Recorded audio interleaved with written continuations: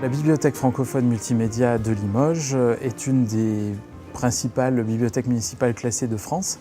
Elle a été créée en 1804. Aujourd'hui, c'est un réseau de 5 bibliothèques municipales, dont le bâtiment principal dans lequel nous sommes ici, qui a été construit par l'architecte Pierre Riboulet.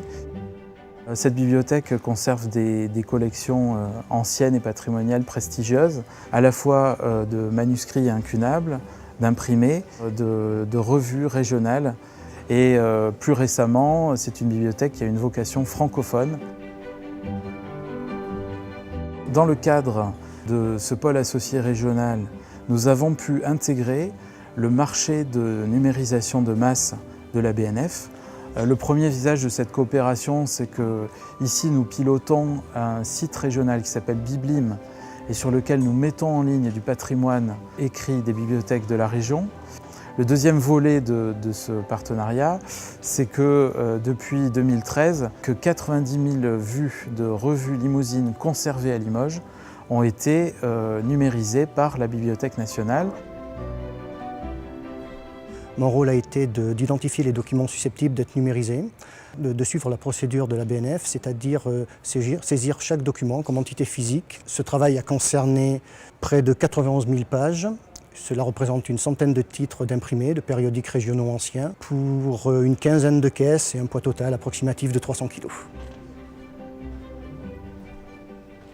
Ce corpus est pour nous important parce qu'il est le résultat d'une longue politique d'acquisition, de conservation sur la matière régionale. Donc il y a des titres qui sont extrêmement variés et son apparition dans Gallica pour nous avait énormément de sens et d'importance.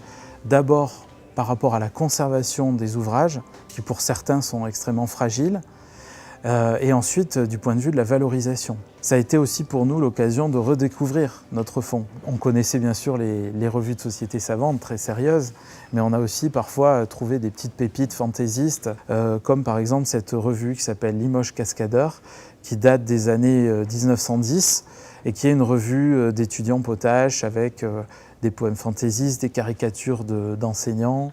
Donc je peux désormais chercher le titre sur le site Gallica, sur ma tablette, et je peux la feuilleter ou à l'intérieur faire des recherches par mots ou par sujet.